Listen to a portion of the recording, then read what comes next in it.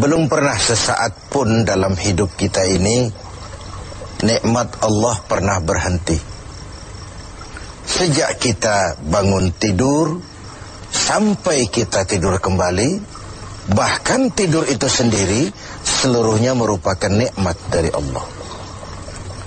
Terhadap nikmat yang sedemikian banyak itu, yang jikalau kita akan mencoba menghitungnya, sungguh kita tidak akan pernah sanggup menghitungnya. Allah cuma minta satu: syukuri nikmat itu. La in syakartum la azidannakum wa la in kafartum inna azabi lasyadid. Kalau kamu bersyukur, aku tambah nikmatku kepadamu. Kalau kamu ingkar, tidak pandai bersyukur, awas loh, azabku itu pedih. Jadi kalau kita mau ambil mafhum dari ayat ini, nikmat bisa berubah menjadi azab kalau kita tidak pandai mensyukurinya. Nikmat bisa berubah menjadi azab kalau kita tidak pandai mensyukurinya. Nikmat apapun itu.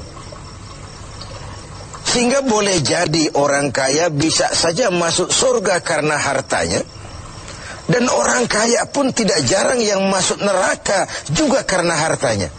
Syukur apa tidak syukur? Pejabat bisa saja masuk surga karena jabatannya. Pejabat pun tidak jarang masuk neraka juga karena jabatannya. Syukur apa tidak syukur? Orang berilmu, orang alim sekalipun bisa masuk surga karena ilmunya. Pun orang alim bisa masuk neraka lebih dulu dari penyembah berhala juga karena ilmunya. Syukur apa tidak syukur? Nah, kita zon politikan, makhluk sosial yang tidak mungkin hidup sendiri. Kita bermasyarakat, kita perlu orang lain. Nah, di dalam bergaul bermasyarakat kita bertingkah laku, berperilaku, berbuat, berkata dan sebagainya. Apapun perilaku kita di masyarakat pasti punya dampak bagi orang lain, bagi masyarakat sekitar kita, mungkin juga bagi lingkungan di mana kita hidup, di lingkungan di mana kita tinggal.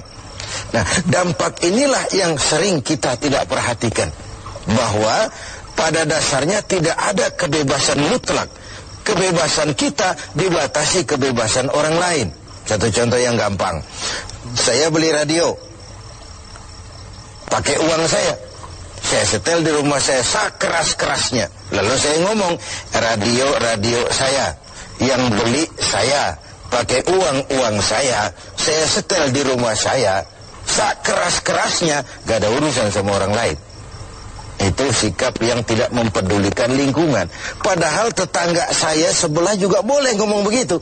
Kata tetangga saya, ini kamar saya tidur di dalamnya, mata saya yang ngantuk saya. Kenapa suara radio kamu masuk ke kamar saya? Nah, ketika itu kebebasan saya menyetel radio dibatasi oleh kebebasan tetangga saya yang mau tidur. Disinilah terjadinya sikap saling menghormati, sehingga perilaku kita terkendali. Nanti akan kita bicarakan bagaimana pengaruh puasa dalam hal mengendalikan perilaku kita sebagai manusia. Sebelum kita lanjutkan bincang kita tentang pengendalian perilaku oleh ibadah puasa, mungkin di antara adik-adik kita yang hadir ada yang akan mengajukan pertanyaan lebih dulu. Saya persilakan, siapa? Assalamualaikum warahmatullahi wabarakatuh. Waalaikumsalam warahmatullahi wabarakatuh. Saat ini di negara kita banyak terjadi bencana. Bagaimana menurut pandangan agama?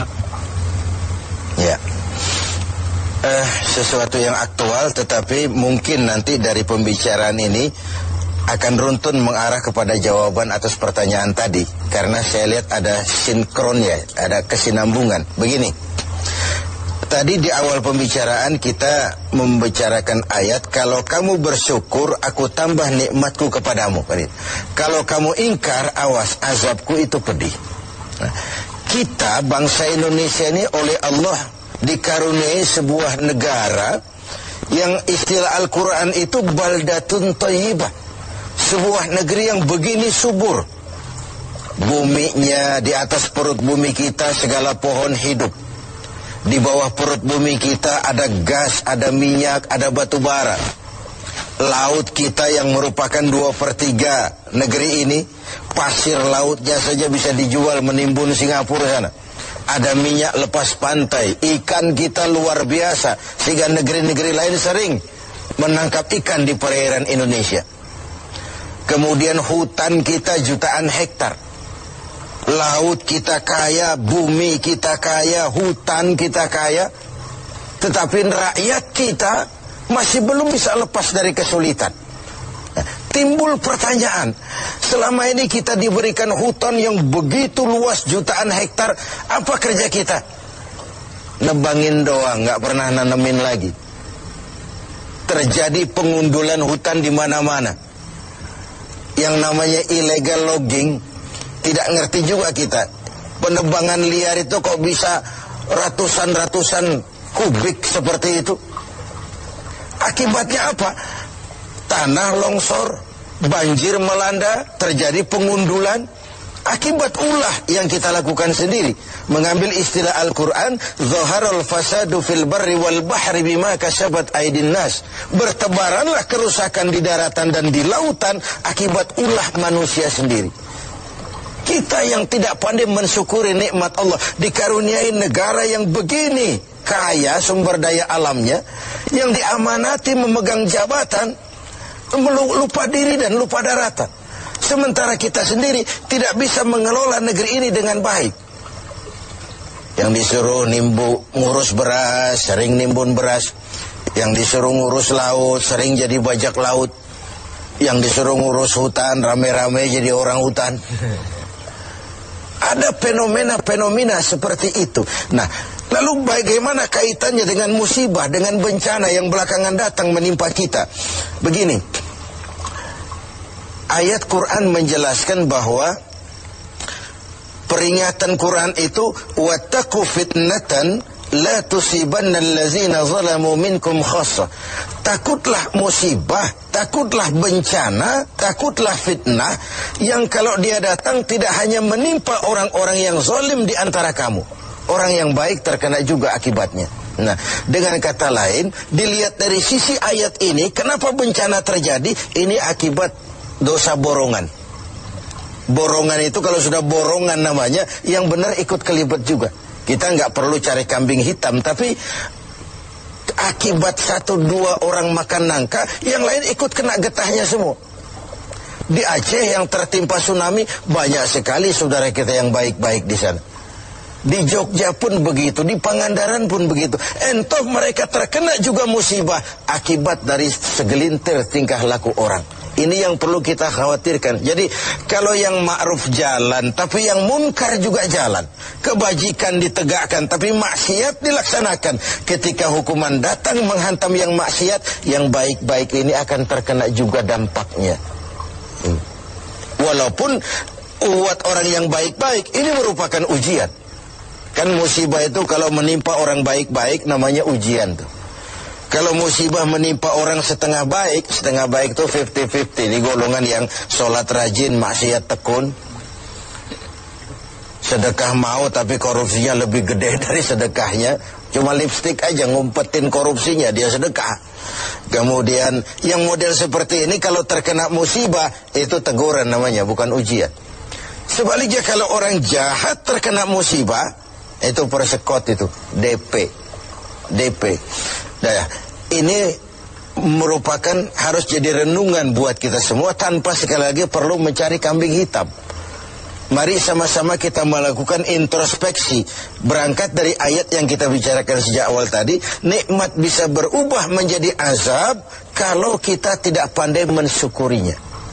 Nah, ada hadis kursi balah menjelaskan, terkadang melihat ulah manusia, aku ini kepengen turunkan azab saja, kata Allah. Tetapi ketika aku melihat orang-orang tua yang sujud di keheningan malam, bayi-bayi yang tanpa dosa masih menyusu, dan binatang ternak melata mencari makan, murkaku pun surut, azab aku tarik kembali.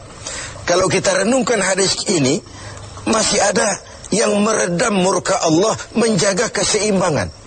Orang-orang tua yang di keheningan malam sujud sambil berlinang air mata, nangis di hadapan Allah. Kita hutang jasa dengan orang-orang tua seperti itu. Bayi-bayi yang tanpa dosa, masih putih, bersih, masih menyusu. Dan binatang ternak melata mencari makan, itu potret dari lingkungan keseimbangan hidup. Sekarang kan binatang hampir nggak punya tempat. Kita baca dalam berita itu bagaimana di Pekanbaru sana gajah nyasar ke kota karena hutan kebakar. Ya. Air kita nggak berikan tempat, lalu ngayap kemana-mana, masuk ke lingkungan penduduk. Sesuatu yang dulu air ada tempatnya, sekarang semua buat manusia. Sehingga ketika air datang, mana nyasar dia ke tempat kemana-mana. Ini sebuah potret bahwa kalau masih ada orang-orang yang sujud kepada Allah tengah malam sambil berlinang air mata, masih ada putra-putra bersih tanpa dosa, masih terjaga lingkungan hidup, bencana tidak akan sebanyak ini. Tapi yang terjadi adalah sebaliknya. Yang diajarkan itu orang tua tengah malam sujud, bayi tanpa dosa menyusu. Nah sekarang akibat terjadinya pergeseran nilai, bayi tanpa dosa sering dibuang ke tempat sampah, sementara orang-orang tua tengah malam rebutan nyusu. Ini kan sebuah kesalah setelan dalam menjalani kehidupan ini. Oleh karena itu, menghadapi banyaknya musibah, menghadapi banyaknya bencana, kita tidak perlu mencari kambing hitam, tapi mari melakukan introspeksi. Kalau diuji, kita bukan saja harus sabar, tapi harus lulus. Nah, kalau ditegur, kita harus berani introspeksi, memperbaiki yang kurang, dan mengurangi yang memang berlebihan. Mudah-mudahan musibah yang banyak menimpa negeri kita belakangan ini adalah teguran. Syukur-syukur kalau dia ujian. Dan sekali lagi, bukan saja kalau dia uji kita harus sabar, tapi juga harus lulus.